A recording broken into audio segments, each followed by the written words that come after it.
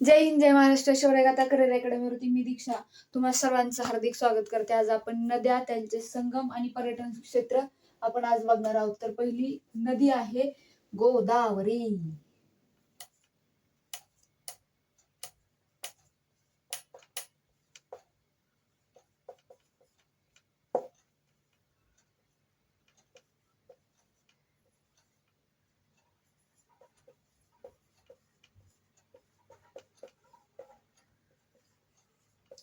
गोदावरी नदीचा उगम नाशिक त्र्यंबकेश्वरला होतो. तिची लांबी जी आहे, महाराष्ट्रातली लांबी गोदावरीची 668 आहे. तिच्या 1-2-4 उपनद्या बघू. तिला उपनद्या भरपूर आहेत, पण तिच्या 1-2 ते 4 उपनद्या आपण बघूया. तिला दक्षिणेकडून आणि उत्तरेकडून, दक्षिण आणि उत्तरेकडून या दोन्हीकडून तिला नद्या येऊन मिळतात. तर त्या नद्या आपण बघूया. आधी दक्षिणेकडच्या बघू.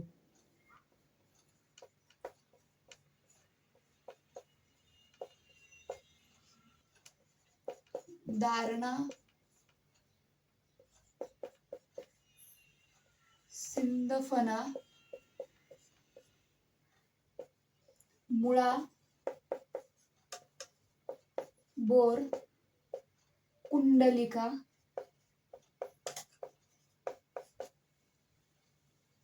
प्रवरा,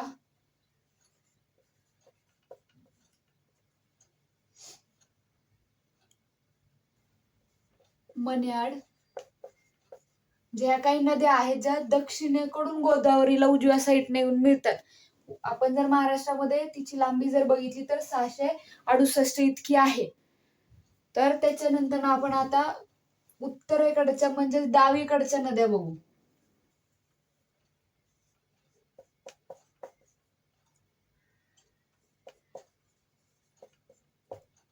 कांदवा, शिवना, खाम, दुधना, दक्षिण पूर्णा,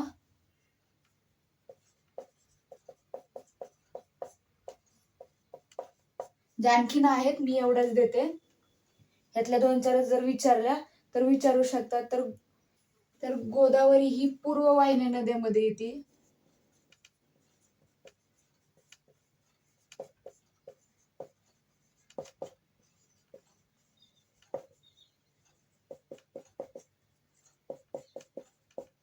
गोदावरी पूर्व वाहिन्या नद्यामध्ये येते गोदावरी, आणि ती नंतर न बंगालच्या उपसागराला जाऊन मिळते.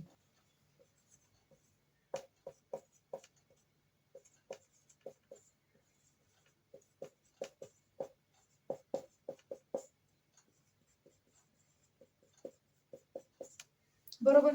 तर आता ह्यातलं काय, ह्याची नाशिक त्र्यंबकेश्वर आणि 668 याची जी काही महाराष्ट्रामधली जी काही लांबी आहे ती, नंतर तिच्या दक्षिण आणि उत्तरेकडल्या नद्या म्हणजे उजवी आणि डावी साईडने येऊन तिला मिळणाऱ्या सिंदफणा, दारणा, मुळा, बोर, कुंडलिका, प्रवरा, मन्याड, आणि उत्तरे नद्या कांदवा, शिवना, खाम, दुधना, दक्षिण पूर्णा. मी अर्ध्याच लिहिल्यात यातल्या पण, कारण भरपूर आहेत, वेळ जाईल.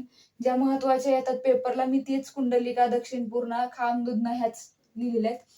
पूर्व वाहिन्या नद्यामध्ये तिचा समावेश होतो गोदावरीचा, आणि ती बंगालच्या उपसागराला नंतर जाऊन मिळते. तर हा एक प्रश्न ह्यातला झाला. आता दुसरी भीमा बघू, जी भीमाशंकर भीमा अभयारण्य जे पुण्यातलं आहे, तिथे ही नदी जाऊन या नदीचा तिथं उगम होतो, आणि ती तिथून महाराष्ट्रामध्ये कशा प्रकारे जाते हे बघू आपण.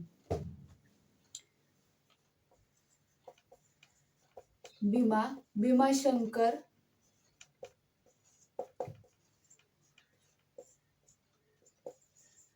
पुणे.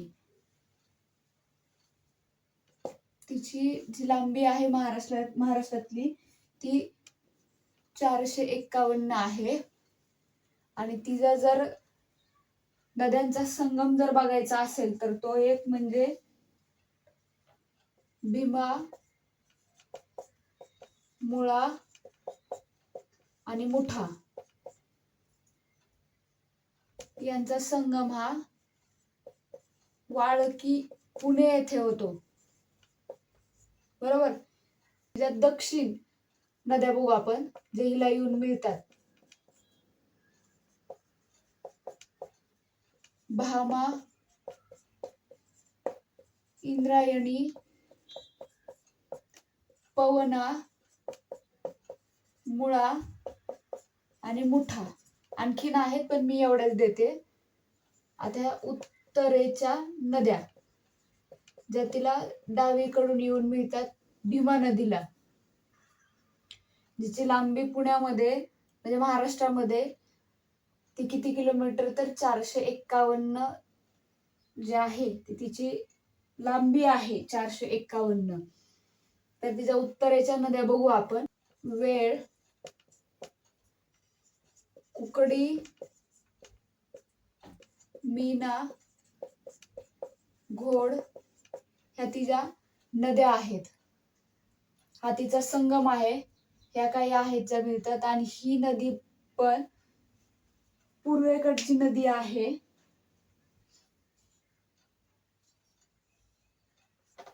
जी बंगालच्या उपसागरात जाऊन मिळती.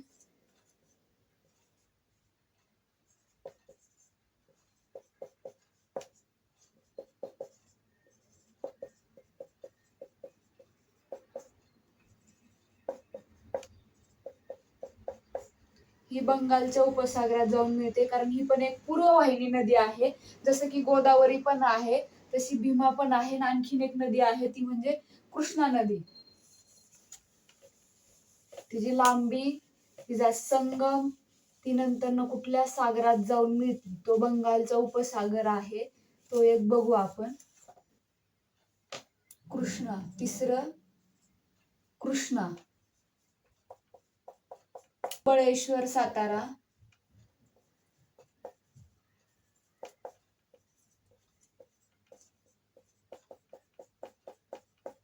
सातारा इथे तिचा उगम होतो. तिची महाराष्ट्रातली लांबी 282 आहे. दक्षिण नद्या तिला बघू आपण. कोयना,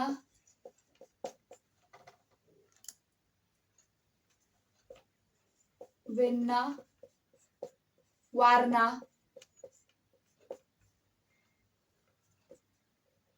पंचगंगा,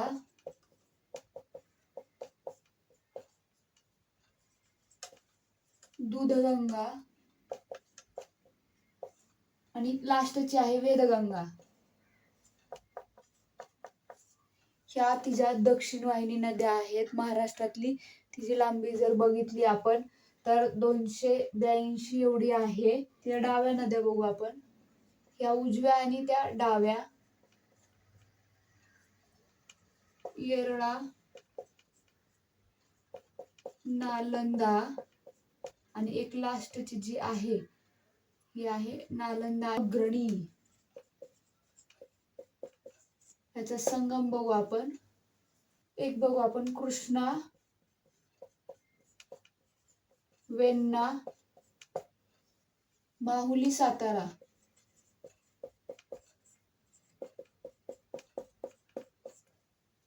आणखीन एक आहे. असे 3 आहेत. कृष्णा, पंचगंगा,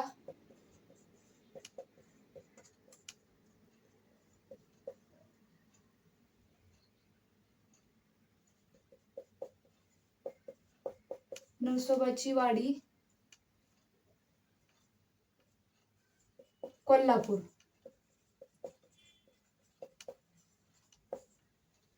आणि आणखीन 1-2 आहेत ते बघू.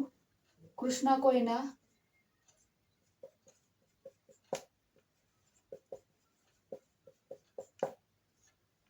कराड प्रीती संगम म्हटलं जात त्याला.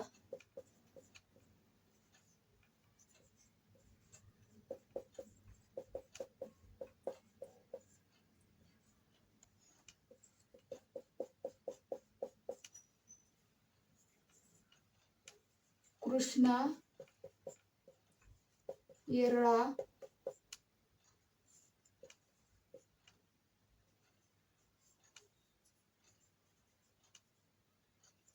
ब्रह्मनाळ यांचा संगम ब्रह्मनाळ येथे सांगलीला होतो.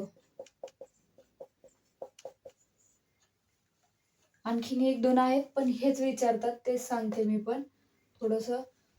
बघा ही 882 ही महाराष्ट्रातली लांबी आहे. तिला काही उजव्या आणि डाव्या साईडने म्हणजे नद्या येऊन भेटतात, ते म्हणजे एरणा, वेण्णा, वारणा, पंचगंगा, दूधगंगा, वेदगंगा. परत डाव्या साईडच्या एरळा, नालंदा आणि अग्रणी हे आहेत. ह्यांचे इथे काही संगम लिहिलेले आहेत, ते पण स्क्रीनशॉट वगैरे काढा, लिहून वगैरे ठेवा, म्हणजे तुमचं काम होऊन जाईल. बाकी काही ह्याच्यामध्ये एवढंच विचारतात. संगमामध्ये थोडेफार हे एक दोन संगम येतील, एखादी नदी वगैरे विचारली तर, नाहीतर जास्त करून तर तिचं जे उगम स्थान आहे महाबळेश्वर सातारा हेच विचारतात. ही नदी पण पूर्ववाहिनी नदीमध्येच येते.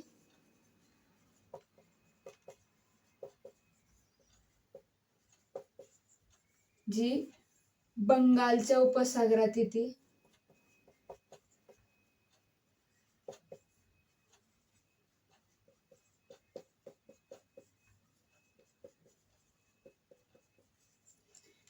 ही पण बंगालच्या उपसागरातच मिळते. 3च नद्या आहेत त्या, ज्या ह्या 3 कृष्णा, गोदावरी, भीमा, कृष्णा ह्या तिन्ही नद्या पूर्ववाहिनी नद्यामध्ये येऊन त्या ह्याच्यामध्ये बंगालच्या उपसागरामध्ये जाऊन, उपसागर जे आहे त्यात जाऊन ह्या तिन्ही नद्या मिळतात. तर आपण आता चौथी नदी बघू. चौथी नदी आपली आहे, मी दिली आहे तापी. हिचा पण संगम आणि हिचे पण महाराष्ट्रातलं कार्य, महाराष्ट्रात किती लांबी आहे हे बघू. ह्या ज्या 3 नद्या आहेत गोदावरी, भीमा आणि कृष्णा, ह्या नद्या ज्या आहेत त्या पठारावरील नद्या आहेत. तर पठारावरील पूर्व नद्या आहेत. तर पठारावरील आपण पश्चिम नदी बघतोय, ती म्हणजे तापी नदी.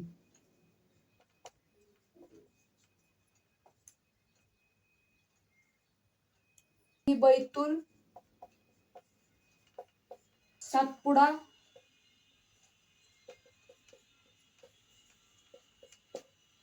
मध्य प्रदेश, जी की महाराष्ट्रामध्ये आहे. तिची आपण महाराष्ट्राची लांबी बघू. ही मध्य प्रदेशमध्ये तिचा उगम आहे. तर तिची आपण हे बघू, महाराष्ट्रातली लांबी ती आहे 208. तिच्या ज्या नद्या आहेत, तिला येऊन ज्या तिच्या उपनद्या ज्या मिळतात त्या पण बघू आपण. वाघूर, गिरणा,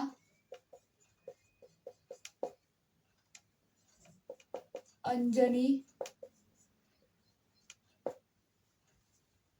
त्याला एक खूप साऱ्या आहेत हिच्या उपनद्या. तर आपण एक महत्वाच्या 4-5 नद्या बघू, म्हणजे जेणेकरून आपलं पुढचे पण प्रश्न होतील ना, ते एवढ्यातच आपल्याला थांबावं लागेल.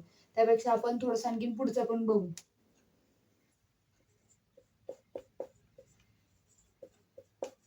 उत्तर पूर्णा, पांझरा ह्या एवढ्याच नद्या बघू. तापी, पांझरा यांचा संगम मुळा, वद, धुळे इथे होतो. ही पण नदी आहे, पण ही पश्चिम वाहिनी नदी आहे.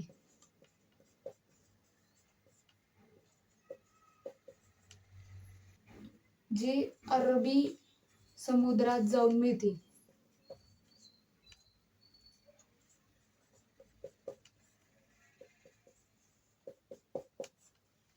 जास्त काही लक्षात ठेवायची कुठल्याच नद्यांची वगैरे आपण त्यातच सगळं अडकून जातो, जे की ते आपल्याला महत्वाचं नसतं. जे महत्वाचं ते आपण बघायचं सोडून दुसरं बघत बसतो. तर ह्या 4 नद्या आहेत ज्या की आपल्याला सतत विचारल्या जातात. गोदावरी, भीमा किंवा महाराष्ट्रातली सगळ्यात मोठी नदी हे एक विचारलं जातं. वर्धा नदीचं एक बघू आपण.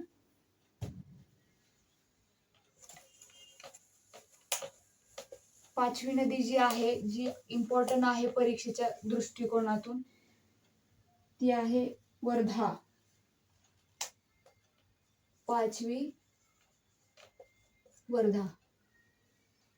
तर वर्धा नदी बघण्याच्या अगोदर एक तुमच्यासाठी स्पेशल लाईन जी आहे ती, किसी लक्ष्य को पाने के लिए इस हद तक मेहनत कीजिए कि किस्मत भी बोलेगी ले बेटा इसमें तेरा ही हक आहे. किस्मत सुद्धा म्हणली पाहिजे, आपलं नशीब सुद्धा म्हणलं पाहिजे की हे तुझ्याच नशीबी आहे, हे तूच घेऊन जा. मेहनत त्याच्यामुळे अशी करा की लोकांनी पण विचार केला पाहिजे की यांच्याकडून काही नाहीच होणार असं लोकांना वाटलं पाहिजे, पण तुम्ही ते करून दाखवायचं. असं तसं नाही, एकदम बेस्ट मध्ये करून दाखवायचं. पोलीस भरतीची तयारी व्यवस्थित करा. इकडं तिकडं हिंडत नका बसू. 5-6 महिने भेटतात म्हणून गेलो इकडं तिकडं, तर अशातली ती गोष्ट नाहीये. तर त्याच्यामुळं चांगलं अभ्यास करा, चांगलं ग्राउंड द्या. ग्राउंड अभ्यासामध्ये बी थोडे महत्वाचे पॉईंट वगैरे जर लक्षात ठेवले तर काही नाही जास्त जड तुम्हाला जाणार अभ्यासाला. त्याच्यामुळे अभ्यास चांगला ठेवा. तर बाकी आपण वर्धा नदीकडे वळूया, म्हणजे प्रश्न बघू आपण. नाहीतर तुमचा भरोसा नाही, नदीकडे चला म्हणलं जा चल नदीकडे. सातपुडा मध्य प्रदेश, ही जी नदी आहे ती सातपुडा पर्वताच्या तिथे मध्य प्रदेश मध्ये उगम पावते. तिची लांबी महाराष्ट्रामध्ये 455 इतकी आहे. तिच्या आपण उपनद्या बघू. पूर्व आणि पश्चिमेकडून नद्या आहेत पण आता बरं का, पूर्वेकडून डाव्या किंवा उजव्या साईडला नाहीयेत, तर पूर्व आणि पश्चिम ह्या दोन्ही गटांकडून म्हणजे दोन्ही भागांकडून तिला काही नद्या येऊन मिळतात. त्या नद्या आपण बघूया. 455 हिची लांबी. तर पुढे आपण बघू हिचं मध्य प्रदेशमध्ये जी उगम पावते. नंतर न ती महाराष्ट्रामध्ये येते. महाराष्ट्रामधल्या तिच्या काही नद्या आहेत ज्या तिला येऊन मिळतात. तर आपण उजव्या साईड वरून येणाऱ्या पश्चिम नद्या बघू. आपण पहिल्यांदा पश्चिम बघू.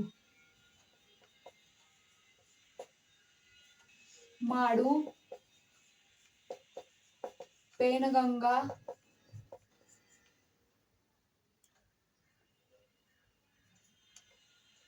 वेमला, निरगुडा, ह्या तिच्या पश्चिम आहेत ज्या उजवीकडून येतात. तर आपण आता तिच्या डावीकडच्या पूर्व नद्या बघू. डावीकडच्या पूर्व नद्या कार, वेण्णा, कार, वेना, जाम, बोर, नंद, इरई आणि लास्टला वैनगंगा. ह्या नद्या येऊन तिला मिळतात पूर्व आणि पश्चिमेकडून, उजवी आणि डावी साईड. उजवी आणि डावी साईड. तिची महाराष्ट्रातली लांबी तर तुम्ही बघितली 455 आहे वर्धाची. महाराष्ट्र पठारावरील, महाराष्ट्राचं जे पठार आहे ही महाराष्ट्राच्या पठारावरती दक्षिण वाहिनी नदी आहे.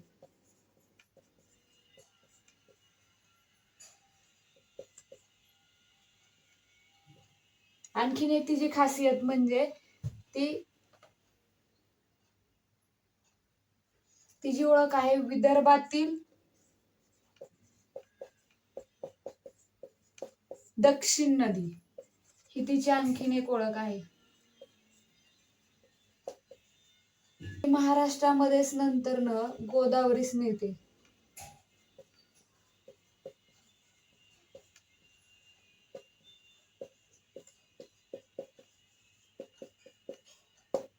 हे काही आपले IMP प्रश्न म्हणजे नद्यांचे जे मी काय 5 घेतले, हे 5 आधी घ्या.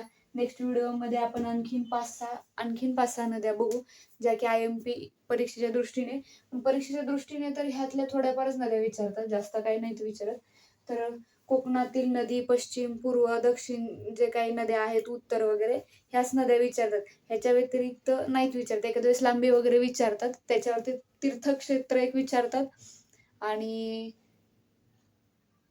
एखाद्या वेळेस एखादं शहर या नदीवरती आहे की नाही हे एक विचारतात.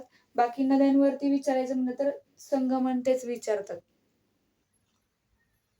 एक बेस्ट लाईन आणखीन तुमच्यासाठी स्पेशल, ती म्हणजे सपना बड़े से बड़ा देखो, सपना बड़ा से बड़ा देखो, चांद नहीं भी मिला तो क्या, चांद भी नहीं मिला तो क्या हुआ, आसमान तक तो हम पोहोच ही जाएंगे. त्याच्यामुळं चंद्र नाही आला तरी चालेल, पण आम्ही आभाळापर्यंत तरी जाणार. ही ताकद फक्त ठेवा, तरच तुम्ही पोलीस पर्यंत किंवा तुमच्या सक्सेस पर्यंत तुम्ही जाणार. तर पेपरचा चांगला अभ्यास करा.